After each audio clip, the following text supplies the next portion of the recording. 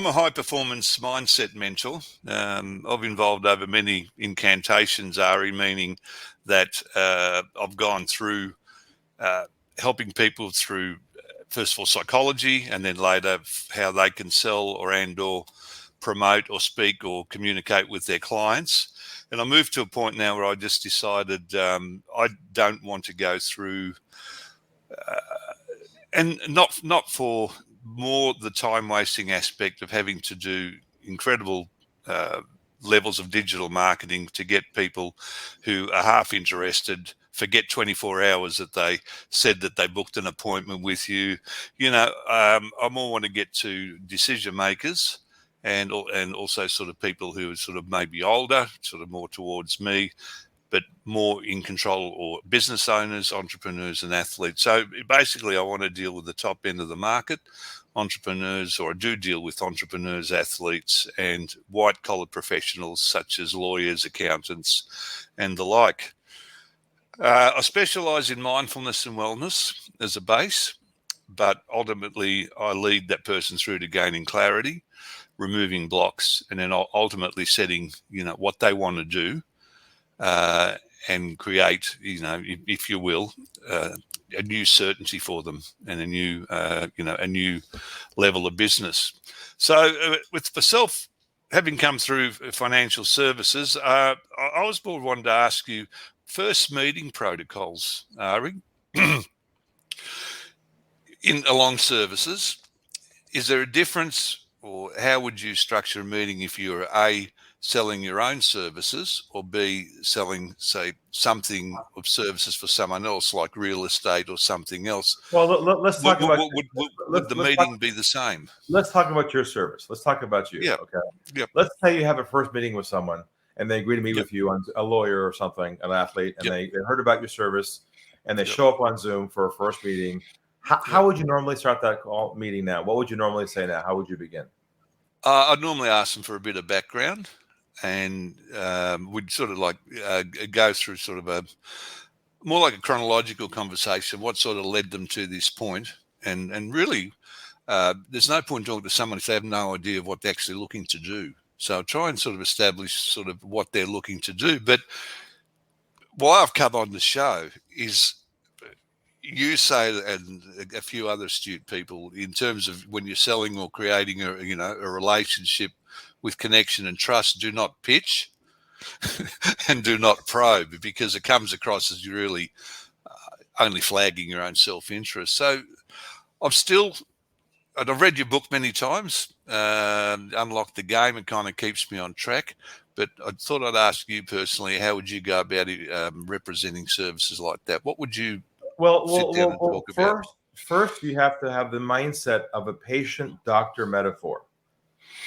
So when they show up on the Zoom conversation, the first thing you want to ask is this, after you say, hello, nice to meet you.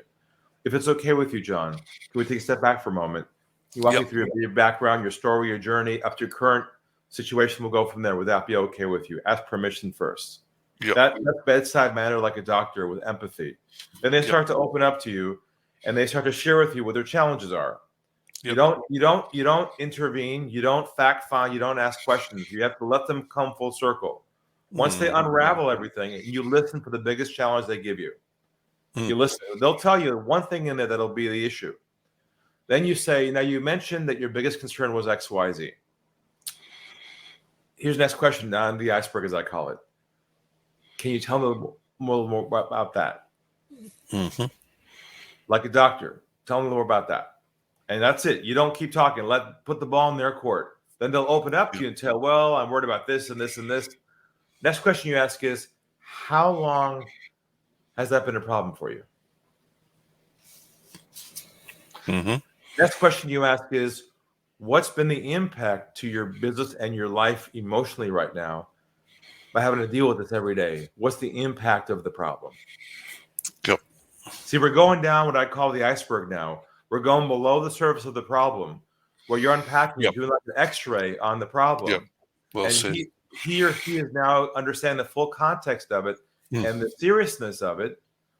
And no longer is this about you anymore. They don't care about your service. They don't care about what you have to offer. Your service is now irrelevant in this process. It's all about having them own the problem first. Mm, And the last question you ask is this a priority for you to address once and for all, to sleep better at night and move on? Is this a priority for you? And I'm okay if it's not.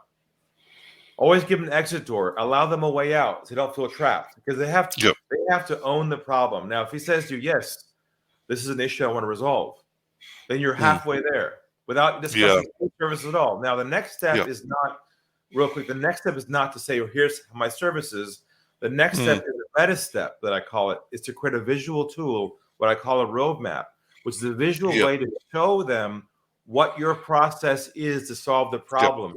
Not your price, not your services, not your background, just certainty and simplicity in a framework they can see, that gives them comfort to know that if they hire you, you'll follow a formula. It's your success formula. If you have those two pieces of the puzzle put together, then you eliminate you ever having to sell your service, because they'll say to you, how can you help me?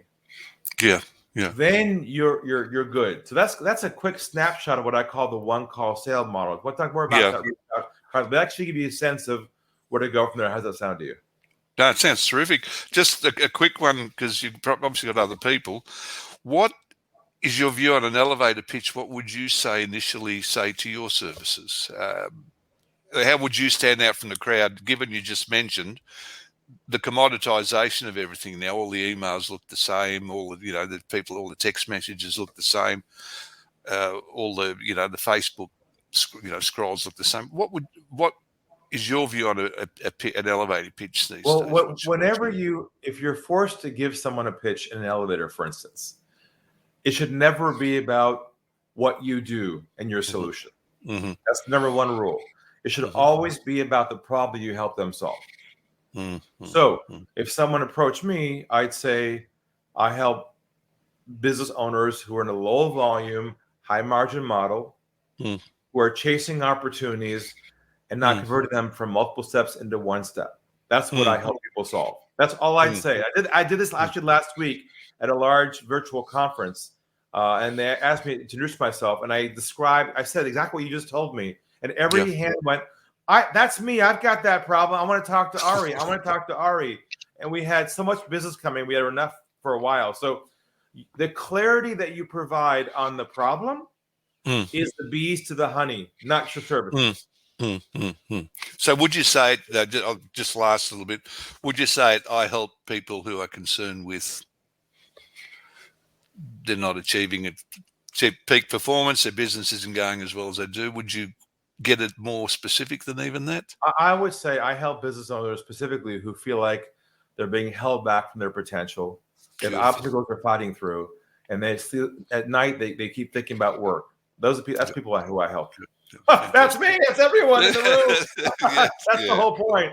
Anyways, good to see you again, Theodore. Likewise. Take care.